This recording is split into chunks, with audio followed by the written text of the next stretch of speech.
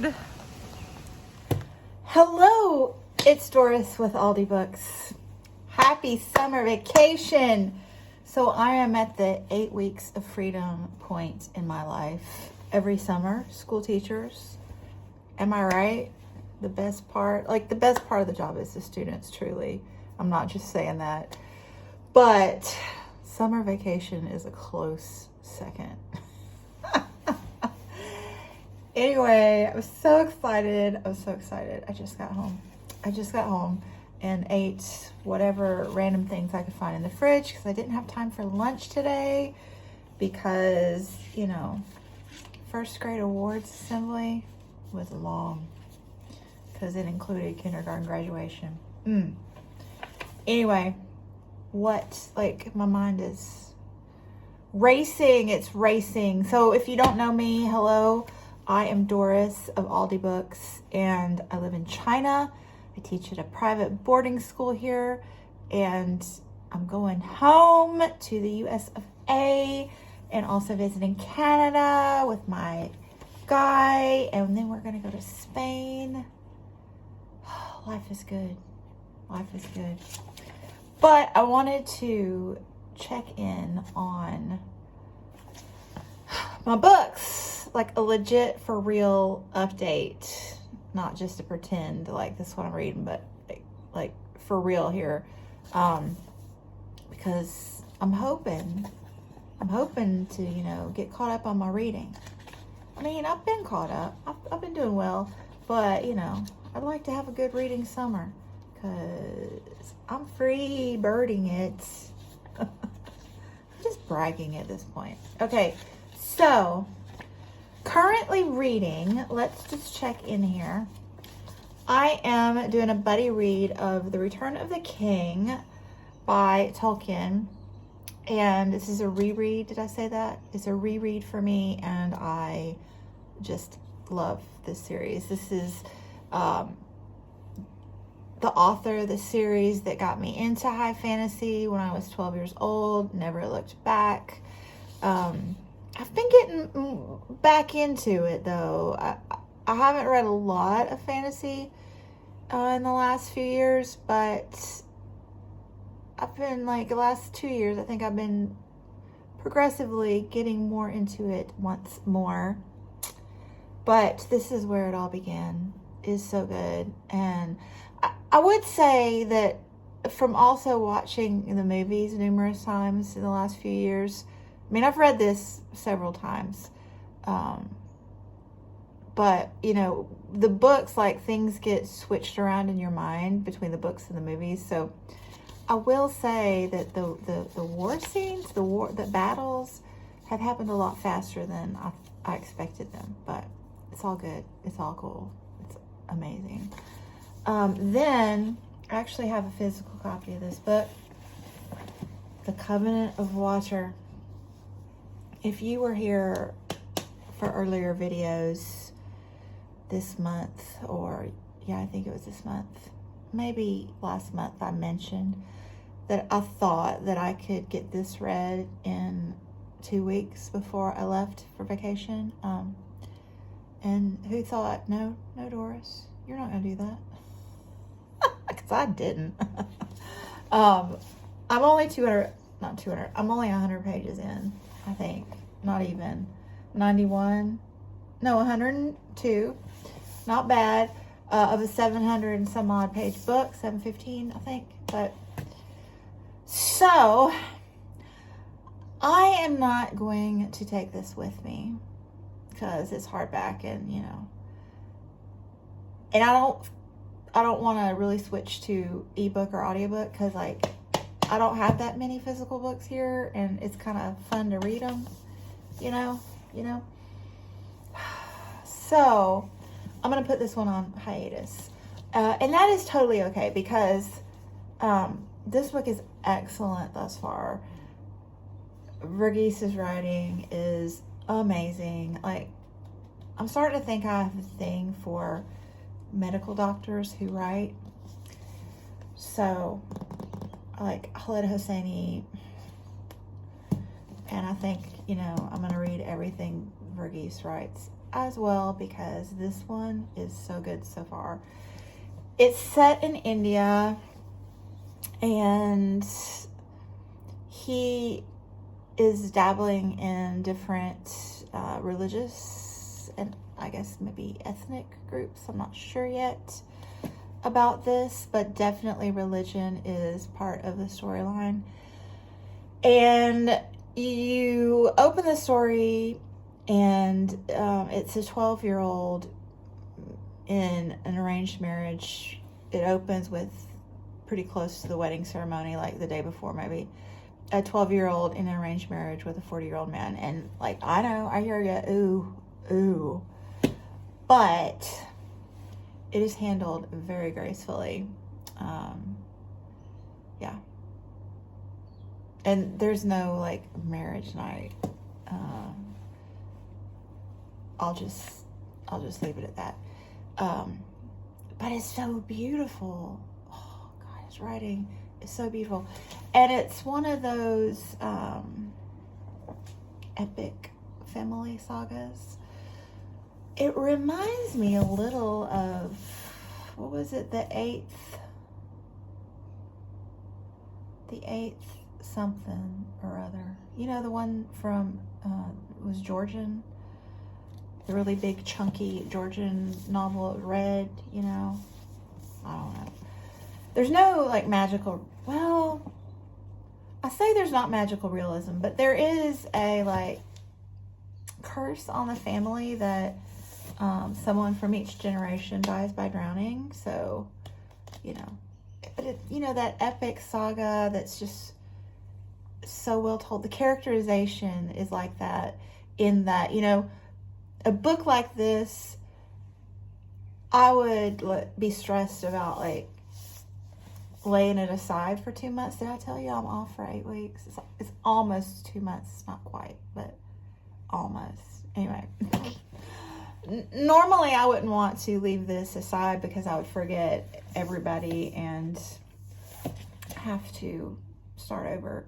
But his characters are pinned so well. You just kind of really know who they are. So I will be totally fine picking this back up when I get home. And but it's not like it's not a page turner where you're desperate to see what happens, because like the eighth whatever, I can't remember the book, but like that one, it's kind of, each section is its own little novella, I think. So I'm at a stopping point that's totally fine to stay there and pick it up later. So that's what I'm going to do. It is. Look at me being so thorough with my book discussions. I'm so proud. I mean, I'm on summer vacation. My mind has already switched to the relaxed, I have time mode. It's glorious. So then I have these two that I bought in Italy. So I also have physical copies of these. So The House of Doors by Tan Twanang and Geraldine Brooks's Horse.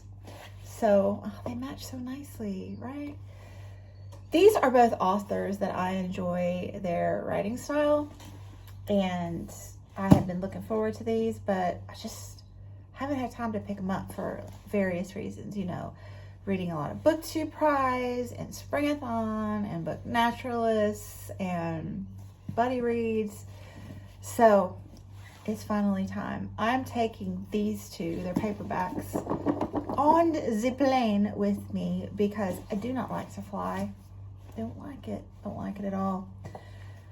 It's just something about being up in the air in that big heavy object that just, I need to mentally be somewhere besides where I am. So I like to read, like power read, the whole time I'm on the plane, so I can pretend I'm somewhere else.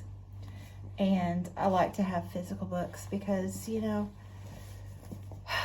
you might run out of battery or something on your phone trying to read on your phone, and then where would you be? You'd be on a plane up in the air with nothing to read. And that would be not good if you were me.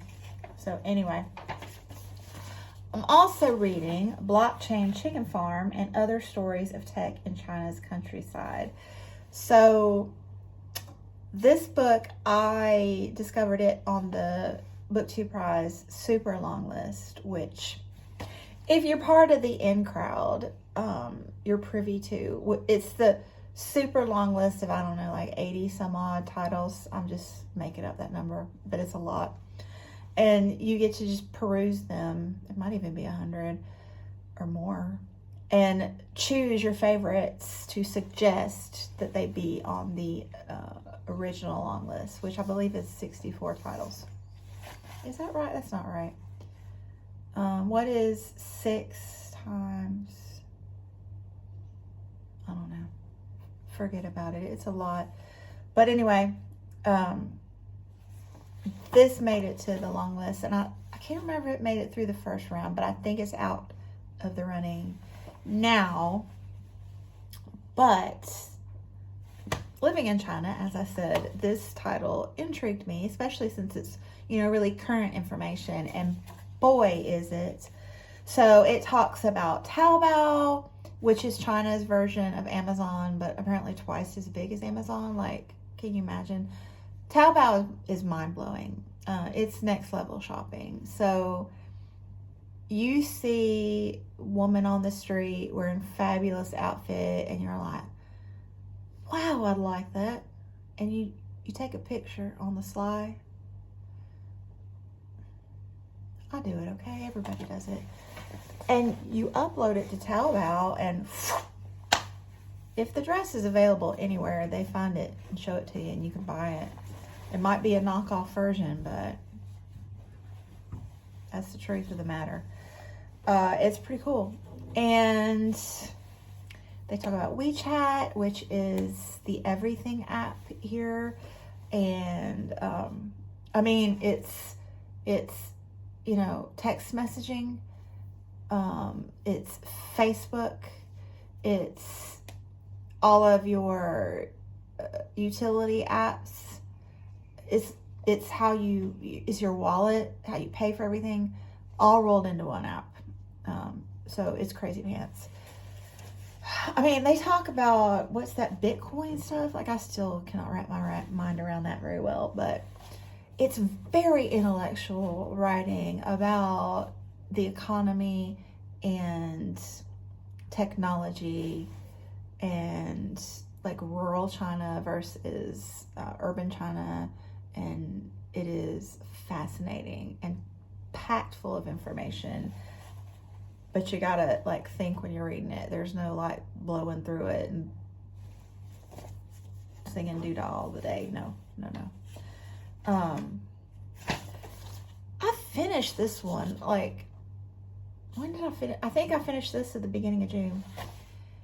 Hidden Valley Road, Inside the Mind of an American Family by Robert Kolker. I wanted to read this when it first came out, which was, I don't know, 3, 4, or 5 years ago. I think it was part of the BookTube Prize. Maybe the first nonfiction round of the BookTube Prize. But anyway, this is about a family of, I believe, 12 children, and 6 of the sons. There were only 2 daughters, but 6 of the sons were diagnosed with schizophrenia. And this was kind of during the time when treatments for schizophrenia were developing. And, what it actually was metabolically and psychologically, really fascinating. This was mesmerizing for me. And I feel like the author had a nice touch with being, compassionate, but keeping it very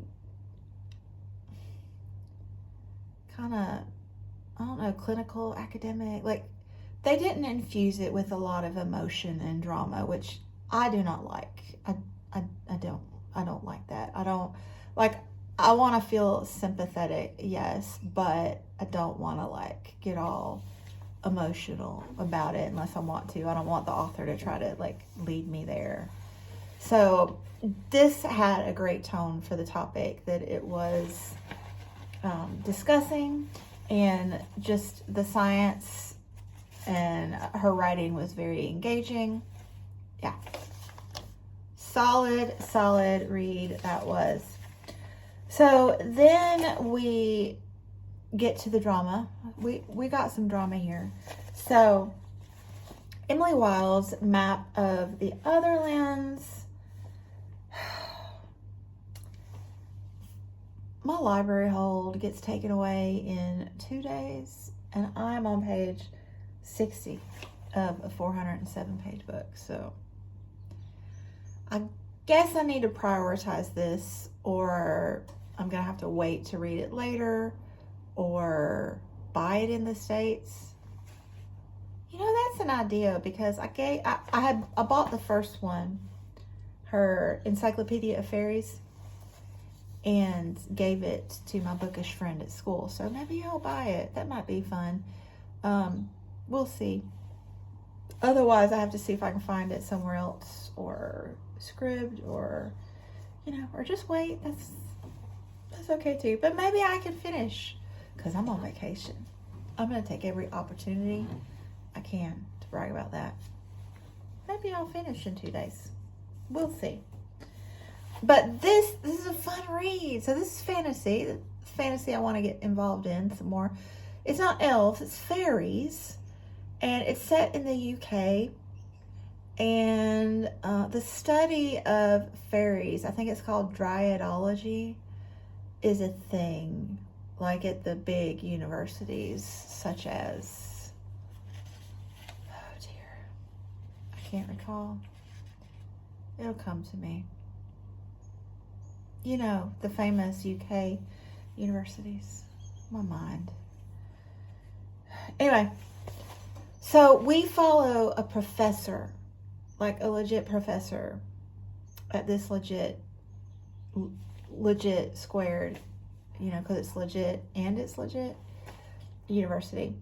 And her coworker is, they're friends. They're really good friends. And there might be a little interest there, at least on his part. And she suspects that he might be a fairy himself. Like, she's not a fairy. She's human. But she thinks her coworker might be a fairy. And she's on a leave from her teaching duties to do some research in the cold north. There's a lot of snow. There's a lot of snow in this little village. And it's just, the fairy shenanigans that happen, and the friendships. It's cozy. The friendships that develop with the, people in the village, and it's a slight romance with, the other professor, because he comes and crashes her pad with a couple of his student interns. So, yeah, I didn't, I saw a bunch of people reading this and liking it. And I was like, I'm not sure about that, because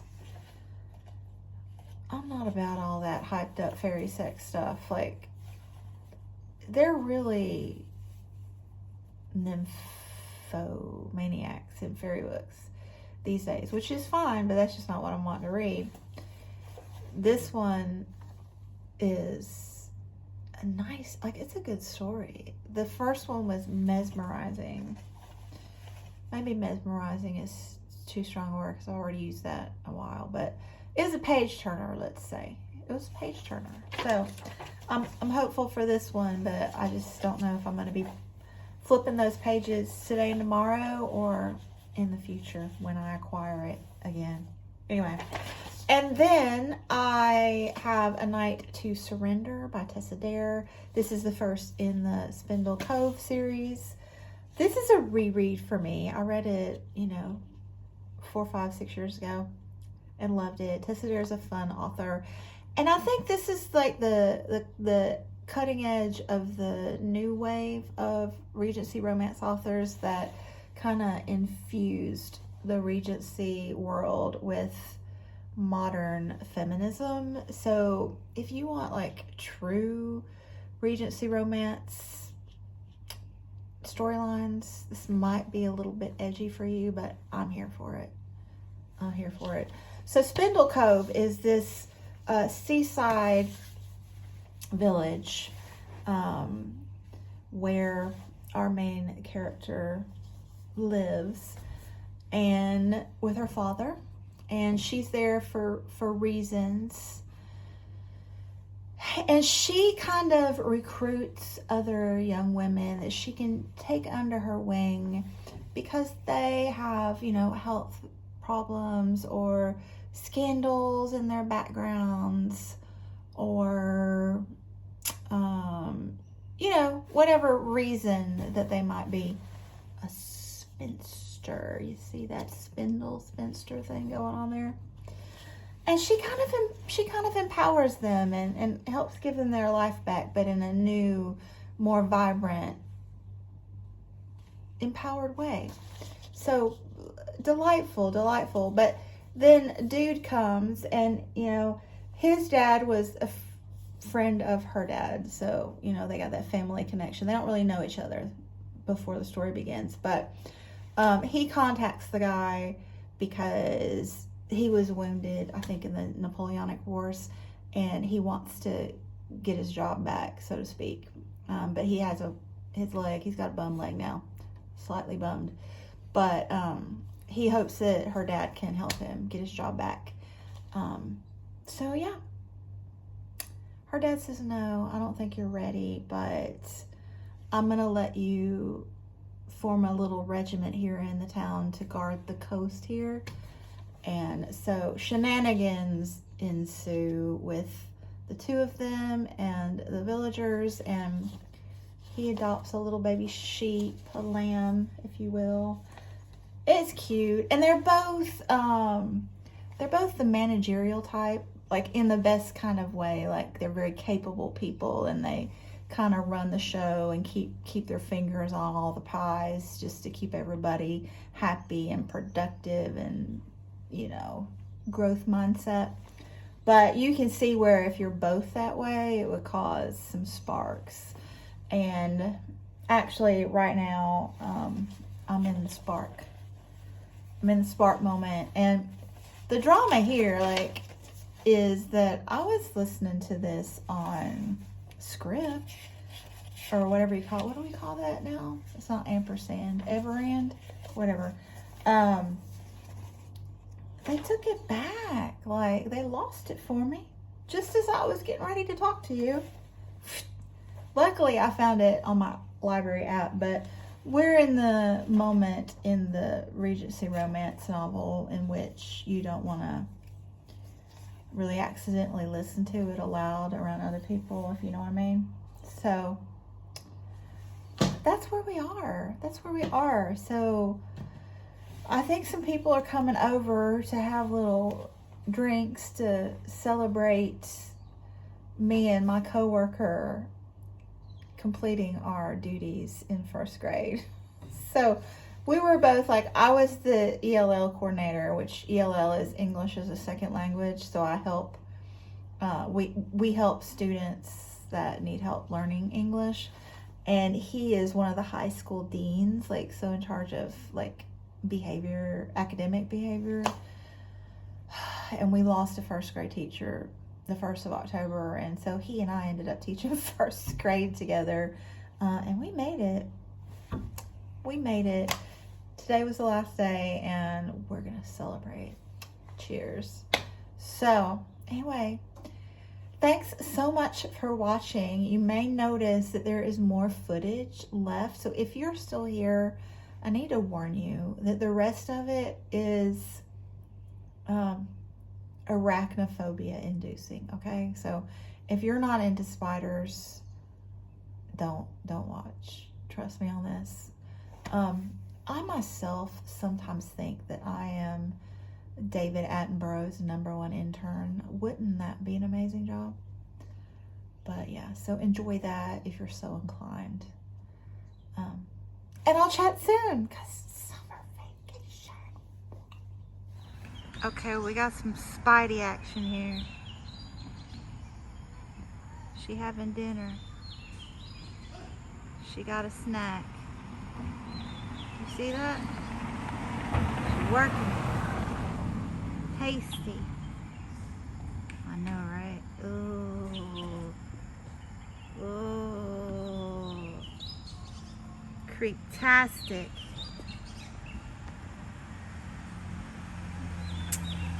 Yummy, yummy. In the tummy. And I think that's the boyfriend. I think I gotta research, but this is my second time I've seen Little Red with the biggin, so I think it might be boyfriend action. Pretty cool, right? I know you love it, Heidi. Well, you want the other view? We can do it. We can do it. Look at that. Where'd it go? There it is.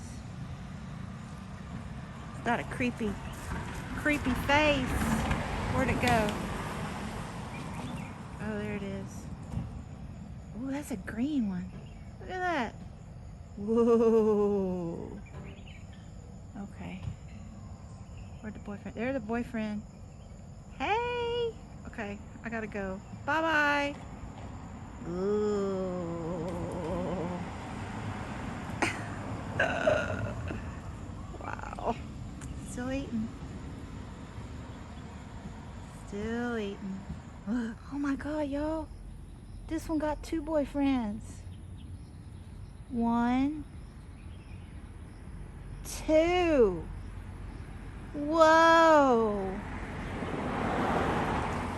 Whoa. That is crazy. That's big. Okay, I gotta look these fellers up.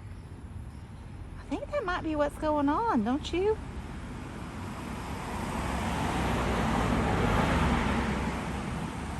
I know that happens in Black Widows, that they have little boyfriends and then they eat them. I think it's making a web. I can't get it to focus. There it goes. There it goes. Wow. Yeah, oh. It's making a web. It's freakishly cool. Whoa. Whoa. Dear Lord, don't let it ever touch me. Wow. But that is so cool. Oh, wow. Wow. That's creeptastic. Creeptastic.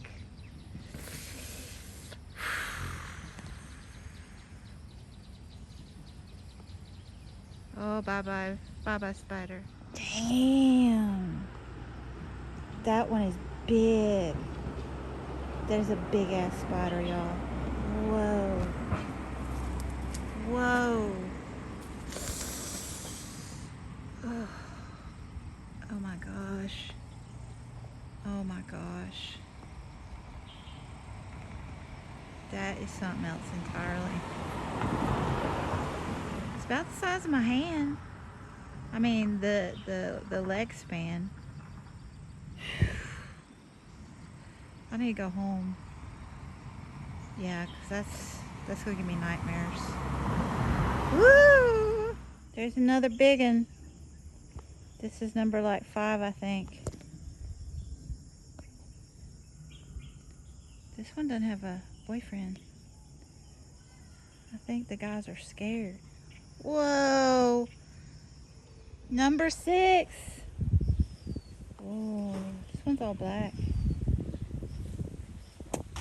I can't count. I didn't film. Oh, blowing in the wind. Blowing in the wind. I can count, but I didn't film one because I was kind of mesmerized by that one eating. Anyway.